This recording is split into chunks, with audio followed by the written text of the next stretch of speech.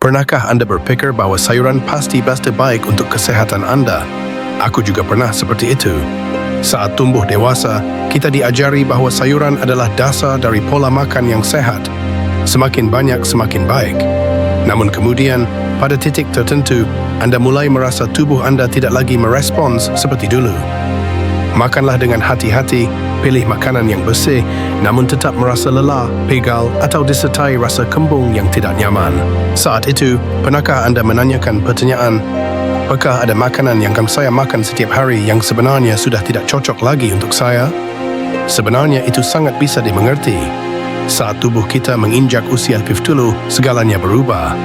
Sistem pencernaan tidak lagi bekerja secepat sebelumnya, fungsi hati dan ginjal pun melambat. Ada sayuran yang dipuji sebagai makanan super, namun tak sengaja menjadi beban, apalagi jika dimakan terlalu sering atau tidak diolah dengan benar. Saya tidak mengatakan hal ini untuk menakut-nakuti anda, tetapi untuk memberi anda lebih banyak pilihan, menjadi lebih pintar, untuk lebih mendengarkan tubuh anda. Karena kesehatan bukan terletak pada makan sayur sebanyak-banyaknya, melainkan pada pola makan yang benar, makan sesuai dengan diri sendiri.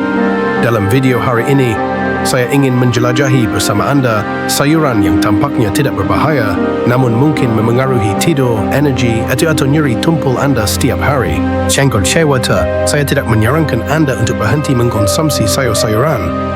Saya hanya berbagi agar anda lebih paham, sehingga anda bisa melakukan penyesuaian kecil yang membawa perubahan besar. Mulailah dengan makanan harian anda, lembut, sederhana, namun kuat. Ketika saya masih muda, tubuh saya seperti mesin yang sehat. Apapun yang saya makan diproses dengan baik.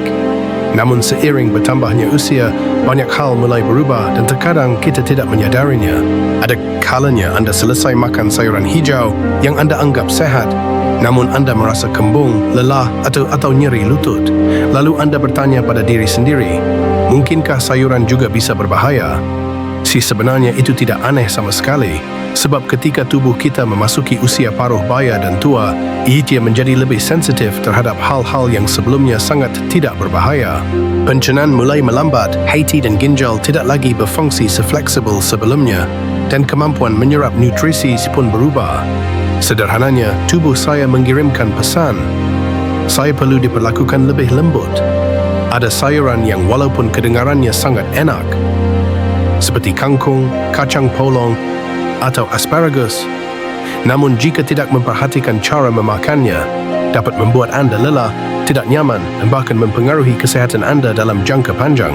Misalnya, pernahkah anda merasa mengantuk, lelah, atau lesu setelah makan salad berisi sayuran mentah? Bisa jadi karena tubuh anda sedang mengalami gangguan pencernaan atau gula darah tinggi tanpa anda sadari.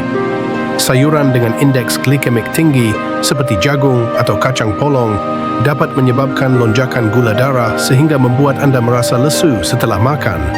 Perasaan senang karena makan dan minum menghilang dengan cepat, digantikan oleh mood drop yang bertahan lama. Beberapa sayuran lain secara diam-diam memberi tekanan pada hati dan ginjal. Misalnya bayam atau kangkung, 2 bintang dalam dunia makan sehat, namun jika dimakan terlalu banyak, apalagi dalam bentuk mentah, bisa menyebabkan tubuh menumpuk oksalat, zat yang bisa menyebabkan batu ginjal. Dan tahukah anda apa yang tampaknya tidak berbahaya bisa menjadi masalah nyata jika kita tidak tahu cara mendengarkan tubuh kita? Yang penting di sini bukanlah rasa takut.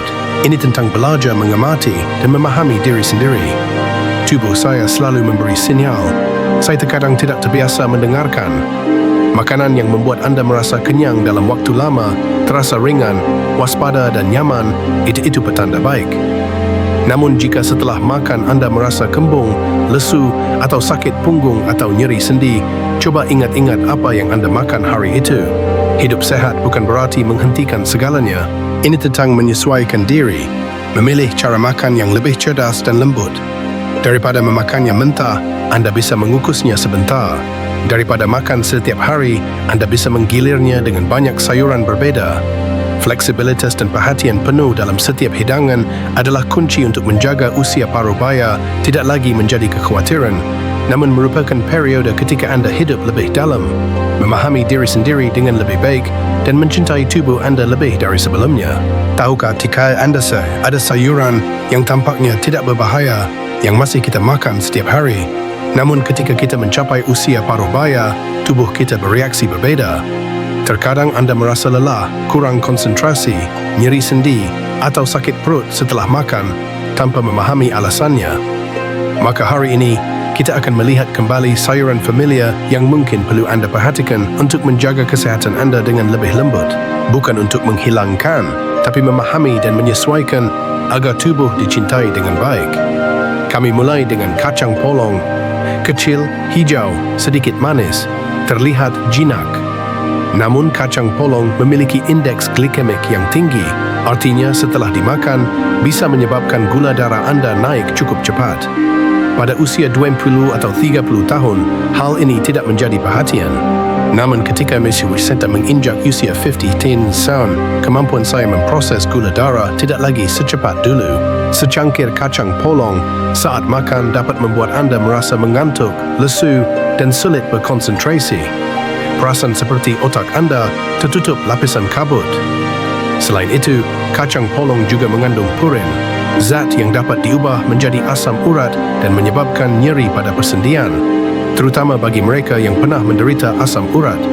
Jika anda sering mengalami kembung setelah makan hidangan yang mengandung kacang polong, kemungkinan besar karena mengandung beberapa senyawa anti pencernaan. Jadi jika anda masih menyukai kacang polong, gunakan kacang polong dalam jumlah sedang dan cobalah memasaknya lebih matang atau kombinasikan dengan makanan yang mudah dicerna. Berikutnya adalah asparagus.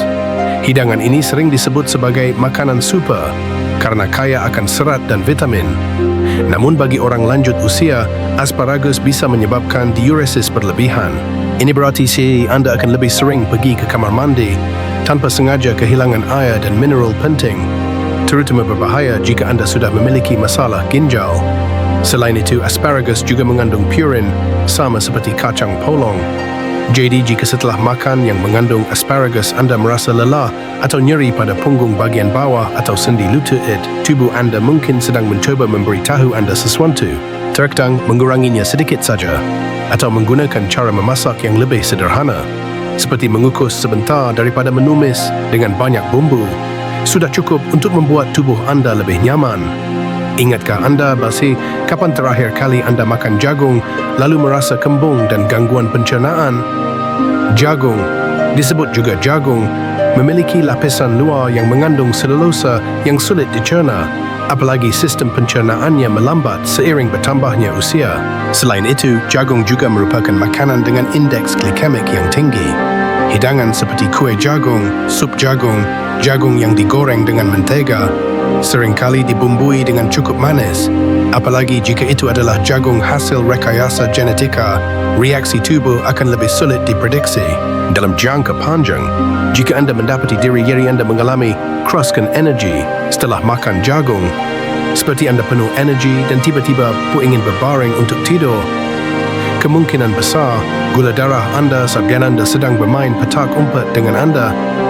Sedikit tipnya adalah anda bisa memilih baby corn, merebusnya daripada menggorengnya dan memakannya dengan sayuran hijau untuk menyeimbangkannya. Lalu ada jamur. Semua orang mengira jamur itu sehat dan kaya nutrisi, namun jamur juga memiliki kemampuan menyerap logam berat dari tanah, terutama jamur yang ditanam secara industri. Ketika hati dan ginjal melemah seiring bertambahnya usia, tubuh menjadi sulit menghilangkan semua zat berlebih tersebut. Beberapa orang juga sensitif terhadap protein tertentu dalam jamur sehingga menyebabkan kembung, ruam, adi atau bahkan hidung tersumbat. Banyak orang yang tidak mengetahui mengapa setelah makan jamur mereka merasa sesak nafas atau sedikit pusing.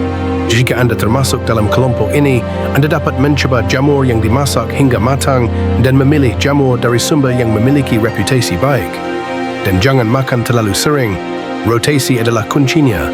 Sayuran lainnya adalah kubis, terutama jika dimakan mentah. Pada kubis mentah terdapat senyawa bernama goitrogen yang dapat mempengaruhi kelenjar tiroid, terutama pada orang yang sudah memiliki tanda-tanda hipotiroidisme ringan tanpa menyadarinya. Efeknya bisa berupa perasaan kedinginan, kelelahan yang tidak dapat dijelaskan, atau kesulitan berkonsentrasi. Jika anda menyukai salad atau salad kubis, coba ganti dengan kubis yang direbus sebentar atau kimchi yang difermentasi, enak dan ramah bagi tubuh.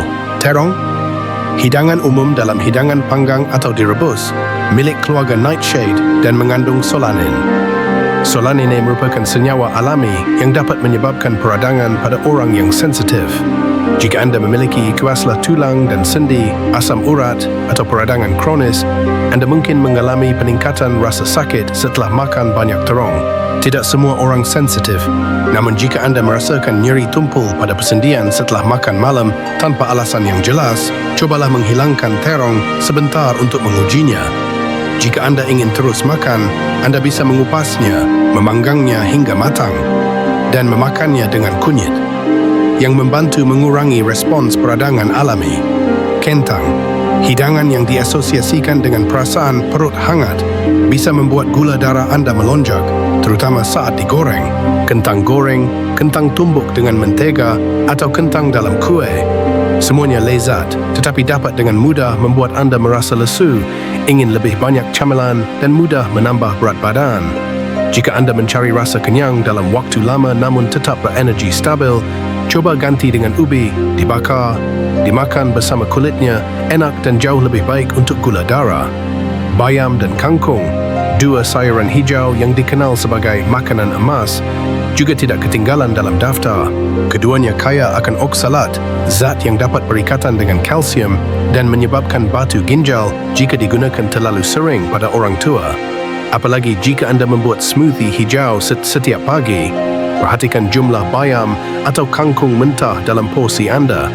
Cara paling sederhana adalah dengan memasaknya atau mengganti tomat bahannya setiap minggu agar tidak membebani tubuh. Dan terakhir, paprika. Warnanya cantik, rasa manisnya ringan, namun bagi sebagian orang justru menjadi biang keladi yang menyebabkan kembung, mulas atau bahkan gatal-gatal di mulut. Paprika termasuk dalam keluarga nightshade seperti terong, jadi jika anda sensitif terhadap jenis ini, cobalah memanggangnya hingga matang, kupas dan lihat bagaimana reaksi tubuh anda. Soalnya tidak ada sayuran yang benar-benar buruk. Masing-masing bisa memiliki pro dan kontra, tetapi tubuh adalah yang memutuskan apa yang tepat untuk anda. Dengarkan saja diri anda sedikit lagi, perhatikan tanda-tanda setelah makan, mulai dari energi, pencernaan hingga semangat, dan anda selangkah lebih dekat untuk menjalani hidup yang lebih sehat. Dan kabar baiknya, tubuh selalu tahu cara memulihkannya selama anda memberikan kesempatan dan waktu. Ketika saya pertama kali mendengar bahawa beberapa sayuran bisa berbahaya jika dimakan secara tidak benar, saya cukup bingung. Oh, apakah kamu juga harus mengkhawatirkan sayuran? Anda mungkin juga berfikir demikian. Namun sebenarnya tubuh saya tidak lagi sama seperti saat saya berusia 20-an. Setelah usia 50, segalanya berjalan lebih lambat, mulai dari pencernaan hingga kemampuan menyaring limbah.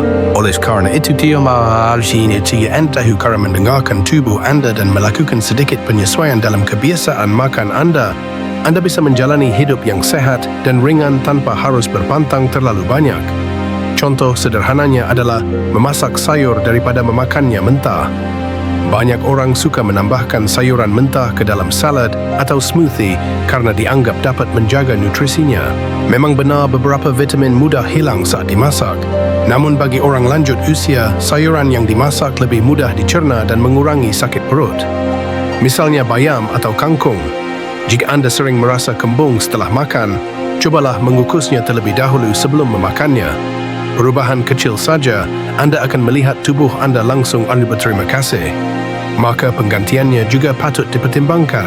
Jika anda adalah penggemar berat keripik kentang tetapi khawatir dengan peningkatan gula darah, mengapa tidak mencoba beralih ke ubi panggang?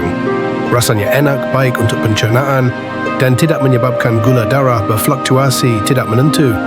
Atau daripada selalu makan kacang polong atau jagung, yang mudah menyebabkan kembung dan meningkatkan gula, anda bisa memilih kacang lentil atau brokoli kukus. Setiap hidangan memiliki cita rasanya masing-masing, dan ketika kita belajar cara memadukannya dengan terampil, makanannya tetap berwarna-warni namun lebih ringan di perut. Hal penting lainnya adalah jangan menyantap hidangan yang sama berulang-ulang hanya karena menurut anda enak. Tubuh butuh variasi, sama seperti pikiranmu juga butuh perubahan agar tidak bosan. Misalnya hari ini anda makan bayam, besok bisa beralih ke bayam rebus atau kangkung. Mengganti generasi ratu tidak hanya membantu, membantu anda mendapatkan beragam nutrisi, tetapi juga mengurangi risiko akumulasi senyawa yang tidak diinginkan dari satu sayuran. Dan sobat, jangan lupa untuk merasakan sendiri setiap habis makan. Jika perut anda terasa lebih ringan, tanpa kembung atau lelah, itu petanda baik. Namun jika anda merasa pegal, berat atau lesu, tanyakan pada diri anda, apakah saya makan sesuatu yang tidak tepat untuk saya hari ini? Tubuh selalu mengirimkan sinyal. Hanya saja terkadang kita terlalu sibuk hingga lupa mendengarkan. Jadi daripada takut dengan sayur ini berbahaya, sayur itu tidak boleh dimakan, mulailah dengan kecanggihan dalam memilih. Pelan-pelan sedikit, masak sedikit, lebih hati-hati, amati tubuh anda lebih dekat, dan anda akan menyadari bahawa perjalanan untuk hidup sehat setelah usia 50 tahun tidaklah rumit. Anda hanya perlu mencintai tubuh anda dengan lembut dan sabar. Terkadang kita berfikir bahawa makan banyak sayur saja sudah membuat kita sehat. Namun sebenarnya, tubuh setiap orang adalah cerita tersendiri. Ada makanan yang saya makan dengan baik ketika saya masih muda, tetapi ketika saya berusia 50 tahun, saya tiba-tiba merasa lelah, kembung, atau sakit di suatu tempat tanpa alasan yang jelas. Itu tidak berarti anda salah melakukannya. Hanya saja tubuh anda memberi tahu anda sesuatu. Inilah saatnya mendengarkan lebih dalam, lebih hati-hati. Pilihan makanan tidak harus rumit atau ekstrim. Anda tidak perlu menghilangkan sepenuhnya makanan yang anda sukai. Cukup ubah cara anda menyiapkannya atau memakannya dalam jumlah yang sesuai. Misalnya, jika anda menyukai kangkung tetapi sering merasa lelah setelah memakannya, cobalah memasaknya daripada memakannya mentah-mentah. Jika anda menyukai kacang polong tetapi khawatir dengan gula darah anda, makanlah kacang polong dengan makanan tinggi protein atau lemak baik untuk menyeimbangkannya. Anda akan terkejut melihat perbedaannya hanya dari perubahan kecil. Dan ketika anda mulai merasa lebih ringan, tidur lebih nyenyak, dan rasa sakit serta nyeri berkurang, momen itulah yang akan menjadi sumber motivasi kuat yang membuat anda ingin terus merawat diri sendiri. Sebenarnya, mendengarkan tubuh anda adalah sebuah perjalanan, bukan tujuan, dan anda tidak sendirian. Banyak orang belajar untuk mencintai dan memahami diri mereka sendiri dengan lebih baik setiap kali makan, setiap kali tidur. Percayalah bahawa setiap penyesuaian kecil hari ini adalah langkah tegas bagi anda untuk menjadi lebih sehat, bahagia, dan hidup lebih utuh setiap harinya.